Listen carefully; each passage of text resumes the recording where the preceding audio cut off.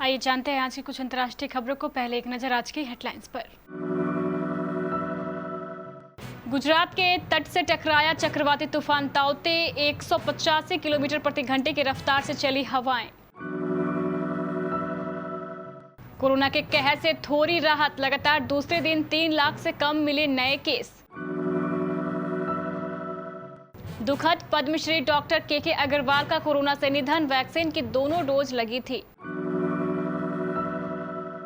पशुओं से फैलने वाली बीमारियों से हर साल 1 करोड़ मौतों का खतरा। तूफान और पश्चिमी विक्षोभ का असर, इन राज्यों में भारी बारिश की चेतावनी।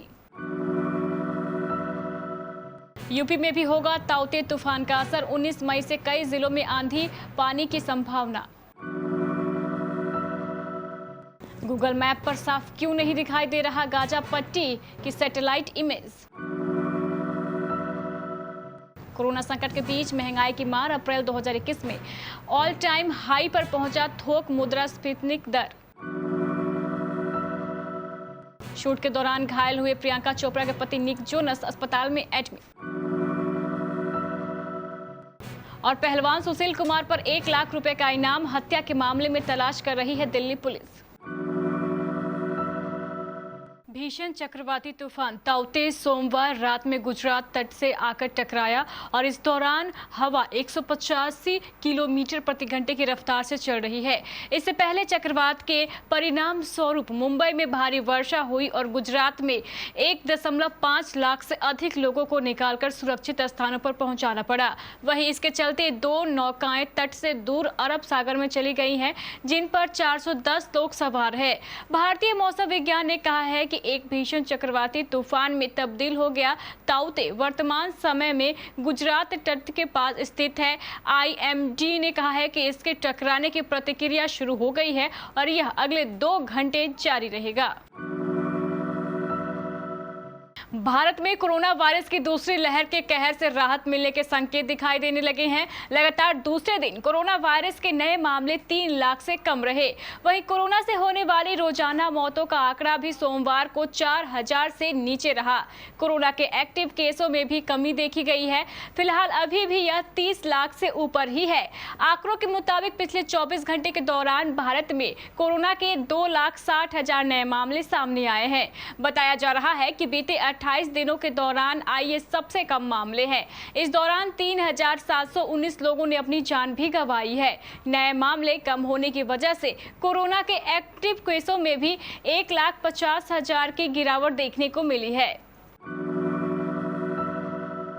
इंडियन मेडिकल एसोसिएशन के पूर्व राष्ट्रीय अध्यक्ष और हार्ट केयर फाउंडेशन के प्रमुख एवं पद्मश्री डॉक्टर के अग्रवाल का सोमवार रात करीब 11:30 बजे कोरोना संक्रमण के कारण निधन हो गया। वे पिछले कई दिनों से एम्स के ट्रॉमा सेंटर में भर्ती थे। 3 दिन पहले ही तबीयत बिगड़ने के चलते उन्हें वेंटिलेटर सपोर्ट पर रखा गया था। 2 महीने पहले ही अग्रवाल ने वैक्सीन की दोनों खुराक भी ली थी, लेकिन बीते माह वह संक्रमण की चपेट में आ गए। अग्रवाल को साल 2010 में पद्मश्री से सम्मानित किया गया था। एक स्वास्थ्य दृष्टिकोण नहीं अपनाने से आने वाले समय में जूनाटिक बीमारियां यानी पशुओं से इंसानों में फैलने वाली बीमारियों का खतरा बढ़ सकता है। आकलन है कि इस दिशा में कदम नहीं उठाए गए तो वर्ष 2050 के बाद इस प्रकार की बीमारियों से हर साल 1 करोड़ मौतें हो सकती है। यह संख्या कैंसर एवं सड़क हादसों से होने वाली कुल मौतों से भी ज्यादा है। चक्रवाती तूफान ताउते के कारण जहां तटीय इलाकों में भारी बारिश और तेज हवाएं चल रही हैं, वहीं इसका असर अन्य राज्यों में भी दिखाई दे रहा है। इस तूफान को लेकर राज्य सरकारें अलर्ट है। साथ ही उत्तरी पाकिस्तान और उससे सटे इलाकों पर एक पश्चिमी विक्षोभ बना हुआ है। एक और चक्रवाती हवाओं का क्षेत्र असम के मध्य भागों में देखा जा सकता है। इस सब का असर उत्तर प्रदेश, मध्य प्रदेश और राजस्थान जैसे राज्यों पर भी देखने को मिल रहा है। ताउते के कारण मध्य प्रदेश और राजस्थान के अधिकांश हिस्सों में तेज बारिश रिकॉर्ड की गई है। मौसम विज्ञान के अनुसार उत्तर प्रदेश, राजस्थान, मध्य प्रदेश, महाराष्ट्र, गोवा और गुजरात के कई स्थानों पर बारिश हो रही है। महाराष्ट्र और अन्य पश्चिमी तटीय इलाकों में कहर ढा रहे चक्रवाती तूफान ताउते का असर उत्तर प्रदेश में भी दिखाई देगा। आने वाले दिनों में प्रदेश के ज्यादातर इलाकों में बारिश होने की संभावना है। मौसम विभाग ने इसकी जानकारी दी है। लखनऊ स्थित आंचलिक मौसम केंद्र ने निदेशक जेपी गुप्ता ने सोमवार को बताया है कि चक्रवाती तूफान ताउते का असर जल्द ही उत्तर प्रदेश में भी दिखाई देगा। नतीजतन आगामी 19 मई को राज्य के ज्यादातर क्षेत्रों में बारिश होने की संभावना है। उन्होंने बताया है कि प्रदेश में अगले 24 घंटों के दौरान कुछ स्थानों पर तेज हवा और धूल भरी आंधी चलने की संभावना है। वहीं तूफान के साथ साथ पश्चिमी विक्षोभ भी अपना असर दिखाएगा। ऐसे में बारिश का सिलसिला 20 मई तक जारी रहने का अनुमान है। फिलिस्तीनी आतंकी संगठन हमास और इजरायल के बीच बीते कई दिनों से हिंसा जारी है। इस बीच दुनिया के शोधकर्ताओं ने एक अलग ही समस्या की तरफ इशारा किया है। दरअसल गूगल मैप पर गाजा पट्टी की सैटेलाइट इमेज बिल्कुल धुंधली दिखाई दे रही है। मैप पर गाजा की तस्वीरें इतनी धुंधली है कि ठीक से इमारत या रास्ते नहीं दिखे जा सकते हैं। सामान्य तौर पर गूगल मैप की सैटेलाइट इमेज साफ होती है। गाजा पट्टी दुनिया की सबसे सघन बस्तियों में शुमार की जाती है।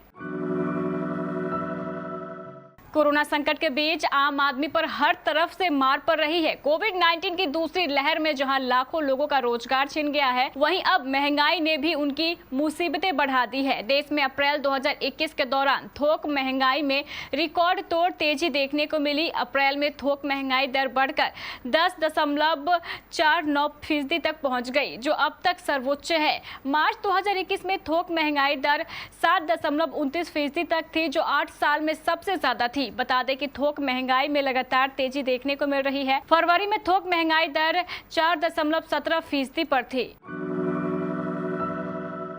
रिपोर्ट्स के मुताबिक सिंगर निक जोनस और प्रियंका चोपड़ा के पति अपने टेलीविजन शो के दौरान सेट पर घायल हो गए हैं।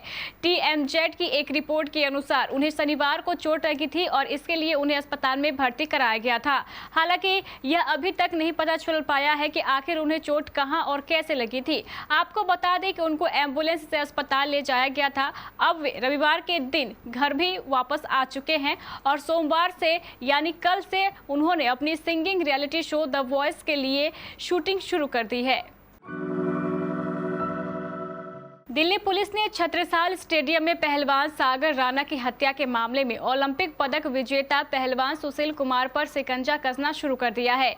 सुशील कुमार फरार है और उनकी सूचना देने के लिए दिल्ली पुलिस ने 1 लाख रुपए का इनाम रखा है। उनके साथ अजय पर भी 50,000 रुपए का इनाम रखा गया है।